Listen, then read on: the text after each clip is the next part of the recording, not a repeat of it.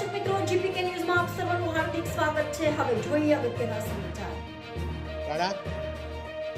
આપણી વીર નર્મદ દક્ષિણ ગુજરાત યુનિવર્સિટીની શૈક્ષણિક વર્ષ 24-25ની ઓક્ટોબરથી ડિસેમ્બર સુધી ચાલનારી યુનિવર્સિટી પરીક્ષા માટે કુલ 18 ટીમ 120 સભ્યોની બનાવવામાં આવી છે. તેઓ આકસ્મિક રીતે 200 કરતાં વધારે યુનિવર્સિટી પરીક્ષાના કેન્દ્રો પર પોતાની ગેરરીતિ અંગે તપાસ કરશે અને આ અંગે જે કંઈ ગેરરીતિ પકડાશે તેઓ તરત જ ઓનલાઈન માધ્યમથી યુનિવર્સિટીને જાણ કરશે. આ ઉપરાંત યુનિવર્સિટીનો પોતાનો તમામ 200 સેન્ટરના આઈપીથી કનેક્ટેડ છે, જેથી